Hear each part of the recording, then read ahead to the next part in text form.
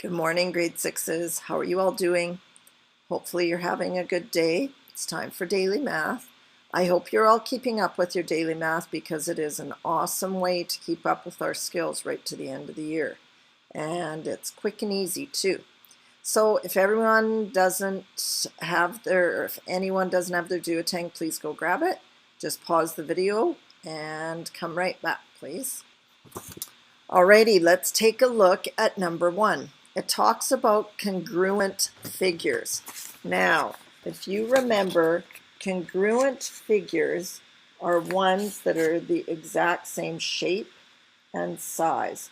So there at the top, I've drawn 2 hearts to show how my heart is missing you, and they're exactly the same shape and size, so they're congruent. And then I've also drawn 2 teardrops because that's me crying that I miss you, and they're also congruent. So draw a pair of congruent figures for number 1. Number 2 talks about lines of symmetry. Now remember, a line of symmetry divides something exactly in half, and this can be tricky because you got to make sure that both halves look the same. So here's my example.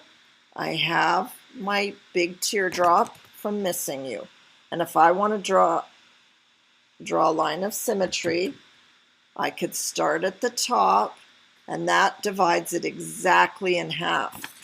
What I'd like you to tell me is if the second line I've drawn is a line of symmetry. Does that divide?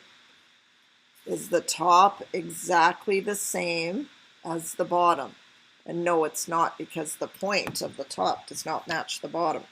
So when you draw your line of symmetry, it has to be exactly the same on each side of the line of symmetry.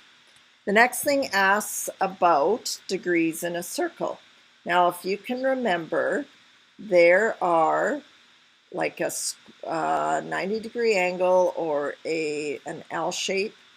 That is, or a right angle is what I meant. That's 90 degrees.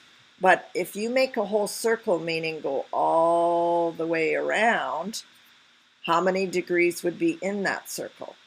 So you should be able to figure that out. Or a circle is, a straight line is 180 degrees.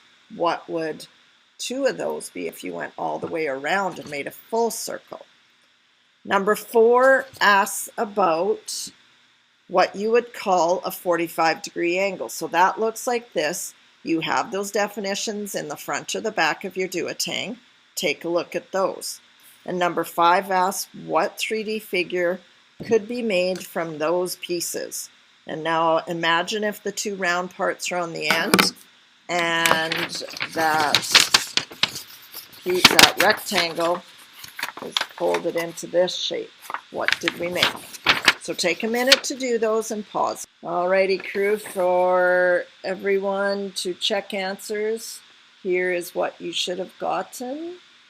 And if there's any you have questions about, please just shoot me a text or a note on Google email or Google Classroom.